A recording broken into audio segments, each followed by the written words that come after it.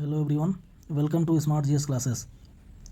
आज इसके अंतर्गत हम एक बहुत ही पॉलिटी की बहुत महत्वपूर्ण टॉपिक को कवर करेंगे, जिसे हम महान्यायवादी के नाम से जानते हैं, जो कि संविधान के भाग 5 में दर्शाया गया है और आर्टिकल 76 के अंतर्गत इस पद का सृजन भारत के संविधान में किया गया है।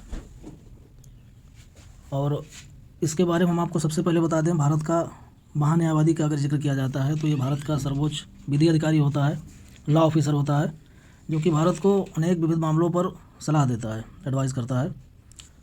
अब अगर हम बात करते हैं इसके नियुक्ति की, तो इसकी जो नियुक्ति होती है वो संविधान के आर्टिकल 76 के तहत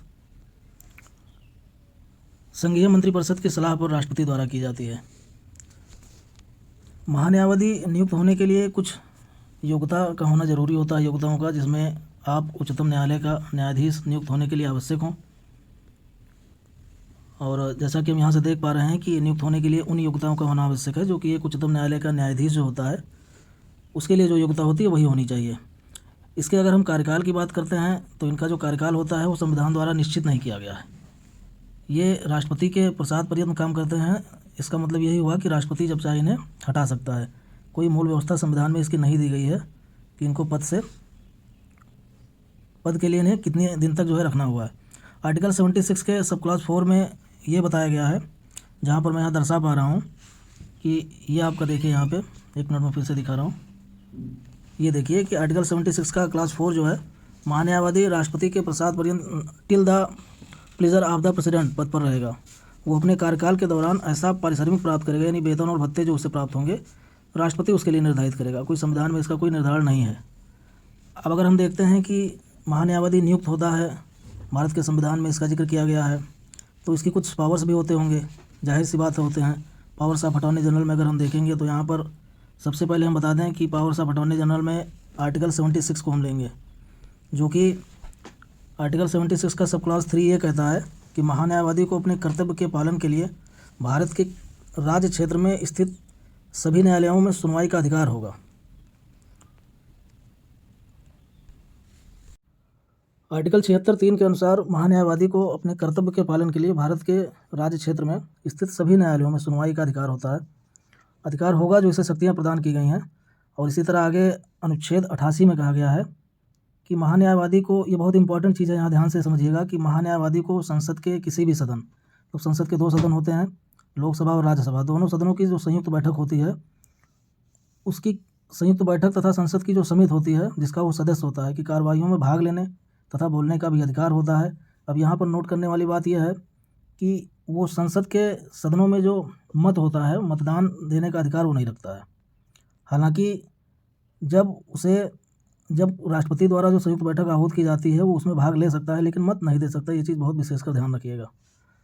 उसके आगे अनुच्छेद 105 के सब क्लॉज 4 में दिया गया है कि महान्यायवादी को अपने कार्यकाल के दौरान संसद सदस्यों को प्राप्त होने वाली सभी उन्मुक्तियों वह विशेषाधिकार भी प्राप्त होते हैं।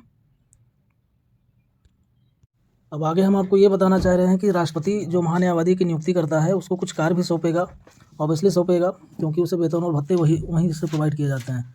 जैसे कि अगर पहले हम बात करें तो भारत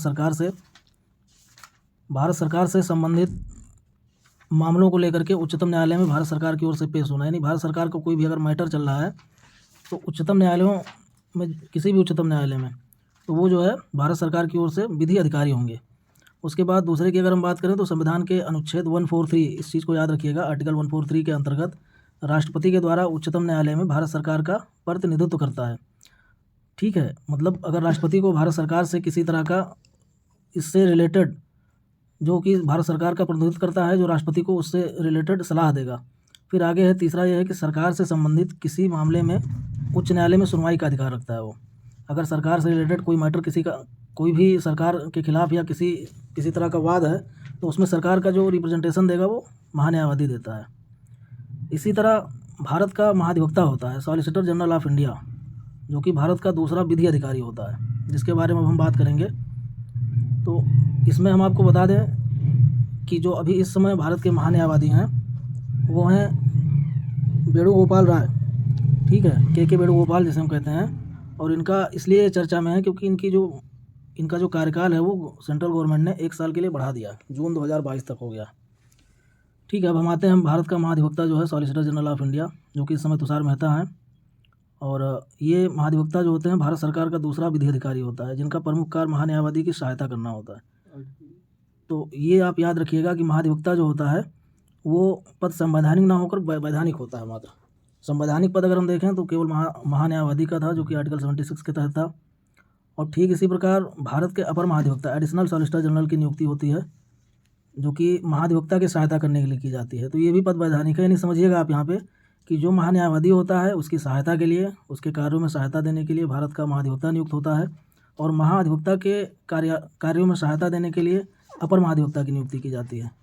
अब लास्ट में हम आपको ये बता दें कि जो भारत के महान्यायवादी हैं, जैसा कि अभी रिसेंट में पेपर में आते रहे हैं, तो आप केवल ऊपर से 3 को समझ लीजिए, ऐसे लगाने को आ जाते हैं कि आप मिलाइए कि पहले दूसरे तीसरे कौन थे कार्यकाल के साथ में।